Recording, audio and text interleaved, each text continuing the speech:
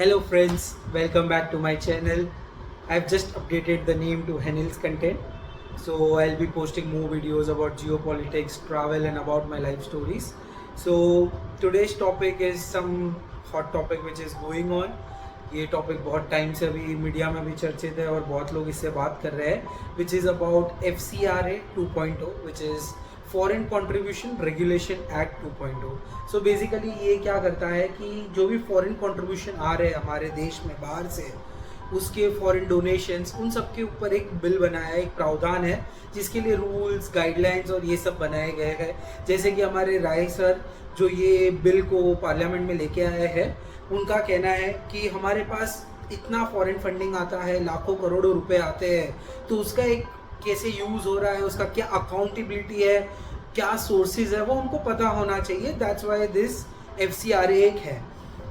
So the biggest question is कि इतने सारे हॉस्पिटल्स, स्कूल्स, कॉलेजेस, ऑर्फनेज जो भी फॉरेन कंट्रीब्यूशन से NGOs या बहुत सारे अलग अलग ऑर्गेनाइजेशंस ने बनाए हैं, अगर उनका लाइसेंस कैंसिल हो जाता है, सस्पेंड हो जाता है, सरेंडर हो जाते हैं, अगर वो नॉन कंप्लाइंट होते तो उनका क्या होगा. I think this is one of the biggest question जो सबके दिमाग में है कि अभी ये चीज़ गवर्नमेंट मतलब कैसे करेगी, क्या होगा, lot of questions. So this is going to be only about facts. मैं आपको गवर्नमेंट, क्रिटिक्स दोनों के बारे में उनके पॉइंट ऑफ व्यूज क्या है वो बताऊंगा, बाकी डिसीजन आपके ऊपर छोड़ता हूँ. So let's give a quick context. सबसे पहले FCRA एक्ट 1976 में लाया गया था. जो अभी जैसा करंट एक्ट है उसको ये लोग ने रिप्लेस किया था 2010 में. उसके बाद इस बिल में काफ़ी बार अमेंडमेंट हुआ है 2016 में, 2018 में, 2020 में. एक इंटरेस्टिंग बात यह है कि 2020 में इसके खिलाफ एक सुप्रीम कोर्ट में केस भी हुआ था, Noel helper versus the union of India. तो ये केस में ऐसा किया गया था कि they had challenge it, but court ने सारे चेंजेस एक्सेप्ट किए थे गवर्नमेंट के. ओनली थिंग डिसअलाउड वाज कि आधार बेस्ड जो वेरिफिकेशन था, ओनली आधार बेस्ड नहीं होना चाहिए था. इससे गवर्नमेंट को एक लैटिट्यूड मिला, एक उम्मीद मिली है कि वो लंबे समय तक मतलब लंबे चेंजेस इसमें कर सकते हैं एंड वो जुरिस्डिक्शन के अंदर भी है. एंड गवर्नमेंट का सबसे बड़ा मोटिव है कि ये नेशनल इंटरेस्ट में जो फंड्स आ रहे हैं वो नेशनल इंटरेस्ट के अगेंस्ट ना हो. तो दैट्स व्हाट उनको ट्रैक करना है FCRA के थ्रू. अभी ये बिल में नया क्या है, 2000 अभी जो आ रहा है 2026 में, जो पार्लियामेंट में अभी डिस्कशंस में चल रहा है, जिसके रूल्स ऑलरेडी 22 जून को हम लोग ने नोटिफाई कर दिए थे, तो वो ऑलरेडी एप्लीकेबल है बिल से पहले ही. लेकिन बिल्स में अभी क्या नया चेंज आ रहा है, तो बेसिकली गवर्नमेंट एक डेजिग्नेटेड अथॉरिटी बनाना चाहती है इस एक्ट के थ्रू.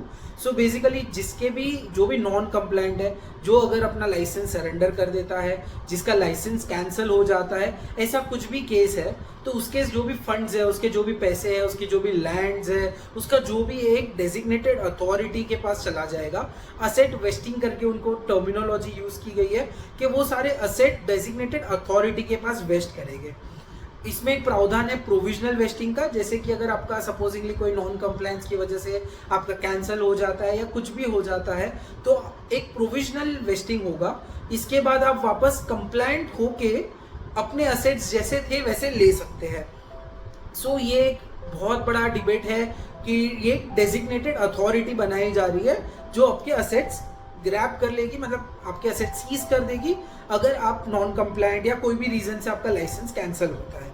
तो इसमें दूसरा चेंज है कि इन्होंने प्लेसेस ऑफ वर्शिप जो है उनको कार्व आउट किया है, मतलब उनको एक्सक्लूड किया गया है. सो इसका रीजन ये है कि बेसिकली अगर डेजिग्नेटेड अथॉरिटी के पास एक टेम्पल है जो NGO है और वो नॉन कंप्लायंट हो जाता है, तो वो टेम्पल अगर इनकेस डेजिग्नेटेड अथॉरिटी के पास जाता है, बट उनको कार्व आउट करने की इसके लिए ज़रूरत पड़ी ताकि टेम्पल्स जो है वो अपने नॉर्मल फंक्शनिंग में रहे, तो भले डेजिग्नेटेड अथॉरिटी उसको देखेगा लेकिन फिर भी टेम्पल का अपना रूल्स एंड रेगुलेशन जो रहेंगे वो फॉलो होते रहेंगे, उसके ऊपर डेजिग्नेटेड अथॉरिटी का एज सच कोई कंट्रोल नहीं होगा. और दूसरा है कि अगर इसमें जो भी पैसे आएंगे, मतलब वट एवर सीज में जो पैसा, बैंक बैलेंस अगर कुछ भी सीज होता है, वो कंसोलिडेटेड फंड ऑफ इंडिया के अंदर क्रेडिट किया जाएगा. अभी सबसे पहले जानते हैं कि गवर्नमेंट का केस क्या है इसमें.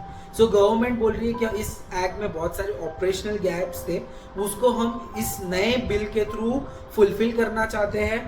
हम वापस इसके अंदर एक अश्योरेंस भी देना चाहते हैं कि ताकि जो भी पैसा इंडिया में आ रहा है वो एंटी नेशनल इंटरेस्ट के अगेंस्ट नहीं जा रहा है। और साथ में ये लोग ज्यूरिसडिक्शनल रिवीजन भी लेके आ रहे हैं, अपील मैकेनिज्म्स को इम्प्रूव कर रहे हैं। सबसे बड़ा पॉइंट है कि इसमें पेनल्टी प्रोविजन, जैसे कि अगर कोई जुर्म की सजा है वो कम की जा रही है। पहले था कि आपको 5 साल तक की जेल हो सकती थी, उसको कम करके सरकार ने 1 साल कर दिया है। तो ऐसे सरकार बोल रही है कि हम ज्यादा स्ट्रिक्ट रूल कर रहे हैं, हम ज्यादा स्ट्रिक्ट प्रावधान ला रहे हैं, लेकिन एक तरीके से पेनल्टी को कम किया जा रहा है। दो सरकार ने ये बात पार्लियामेंट में अपने फेवर में नहीं उठाई है। जब भी ये बिल को क्रिटिसाइज किया गया है कि आप बहुत ज्यादा स्ट्रिक्ट कर रहे हो, आप बहुत ज्यादा मॉनिटरिंग और ये सब ला रहे हो, सरकार ने ये बात कभी हाईलाइट नहीं की है। बट ये एक नोटवर्दी पॉइंट है कि पेनल्टी प्रोविजंस कम होते जा रहे हैं। अभी जो ये बिल के खिलाफ है क्रिटिक्स, उनके बारे में बात करते हैं। तो सबसे पहले आता है सबसे बड़ा मुद्दा, विच इज केरला असेंबली। तो वहां पे उन्होंने एक बिल लाया है कि इस बिल को पास न किया जाए। उनका सबसे बड़ा कहना है कि ये चैरिटेबल और अदर जो नॉन प्रॉफिटेबल ऑर्गेनाइजेशन है उनके ऊपर एक डायरेक्ट टारगेट है। ये इंटर स्टेट अगर कुछ भी आपको एक्टिविटीज करनी है तो उसमें काफी ज्यादा मुश्किलियां लाएगी। और तीसरा बड़ा उनका पॉइंट है कि आर्टिकल 19, 20 और 25 of the constitution of India, मतलब संविधान के आर्टिकल 19, 20 और 25 का ये उल्लंघन है, मीन्स ये वॉयलेट कर रहे हैं उन आर्टिकल्स को। सेकेंड पॉइंट है कि ये स्पेसिफिकली रिलीजियस ऑर्गेनाइजेशंस को अटैक कर रहे हैं। इसके लिए देखा जाएगा तो क्रिश्चियन मिशनरीज और काफ़ी सारे क्रिश्चियन ऑर्गेनाइजेशंस यूएस, यूरोप इसके अंदर भी इन्वॉल्व हो रहे हैं, because somewhere Christianity gets a lot of donation. उनको बहुत सारा फॉरेन फंडिंग मिलता है इंडिया में ऑपरेशंस के लिए। थर्ड, इंटरनेशनल कंसर्न्स, जैसे मैंने आपको बताया गया कि लॉट ऑफ क्रिश्चियन मिशनरीज और मुस्लिम कंट्रीज, जैसे पाकिस्तान ने भी इसको अपोज किया है, वैसे ही बहुत सारे कंट्रीज इस FCRA बिल को अपोज कर रहे हैं। तीसरा एक इंटरेस्टिंग मुद्दा क्रिटिक्स का है, which is FATF, which is financial action task force, जो एक इंटरनेशनल संगठन है जो कि टेररिस्ट फंडिंग, मनी लॉन्ड्रिंग और ये सब चीज़ के ऊपर देखते हैं। अगर आपको मनी लॉन्ड्रिंग और इस सब के बारे में नहीं पता है, आप कमेंट कीजिए, मैं आपको इसके बारे में भी एक डिटेल्ड वीडियो बना के इजी एकदम प्लेन लैंग्वेज में मैं आपको समझाऊंगा कि मनी लॉन्ड्रिंग एक्चुअली होता क्या है, करते कैसे है, क्या करते हैं वो लोग और क्यों गलत है वो। मतलब हमने बहुत बार सुना है मनी लॉन्ड्रिंग जैसे पैसों की हेराफेरी है, बट उसके बहुत सारे डिफरेंट पर्पसेस है कि टेररिस्ट ऑर्गेनाइजेशन इसको यूज करते हैं।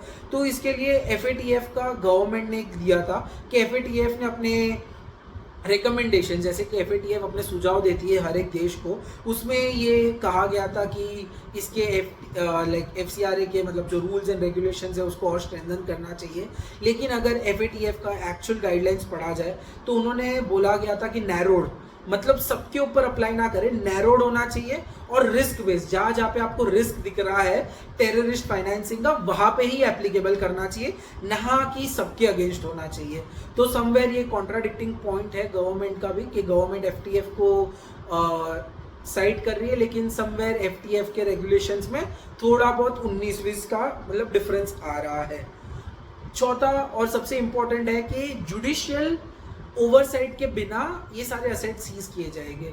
मतलब यूजुअली प्रावधान ऐसा होता है कि सबसे पहले केस होना चाहिए और केस में अगर हुआ तो फिर आपका असेट सीज होना चाहिए कि गवर्नमेंट का उस लैंड, प्रॉपर्टी या सबके ऊपर हक होना चाहिए। बट ये एक्ट जुडिशियल ओवरसाइट को बाईपास करते हुए डायरेक्टली डेजिग्नेटेड अथॉरिटी को राइट्स दे रहा है कि अगर किसका लाइसेंस कैंसिल, सरेंडर कुछ भी हो जाता है तो उसको कर देते हैं। अभी क्रिटिक्स का एक और कंसर्न ये है कि अगर 2015 से 2010 के बाद देखा जाए तो ऑलमोस्ट 22,000 रजिस्ट्रेशन कैंसिल हुए हैं इसके अंदर, because of non compliance etcetera, और 15,000 लाइसेंसेस ऐसे हैं जो एक्सपायर्ड हो चुके हैं या जिनका रिन्यूअल नहीं हुआ है। तो ये भी एक बहुत बड़ा कंसर्न है गवर्नमेंट के लिए और क्रिटिक्स के लिए कि जो इस चीज़ को डिबेट करे कि इतने सारे लाइसेंसेस कैंसिल हो गए तो कितनी सारी प्रॉपर्टी, लैंड और ये सब गवर्नमेंट के पास चला जाएगा। सो ये था एक बेसिक ओवरव्यू गवर्नमेंट और क्रिटिक्स दोनों के साइड का आपका व्यू पॉइंट बताने के लिए। अभी ये डिसीजन आपका है कि आप इसको सपोर्ट करते हो, अगेंस्ट रहते हो। So stay knowledgeable, take a right choice and inform choice and make a good decision. Good bye, हम अगले वीडियो में मिलते रहेंगे। अभी वीडियोस कंटिन्यू आते रहेंगे, आपको पसंद आए तो लाइक कीजिए, सब्सक्राइब कीजिए एंड स्टे ट्यून्ड विद हैनिल्स कंटेंट। Thank you.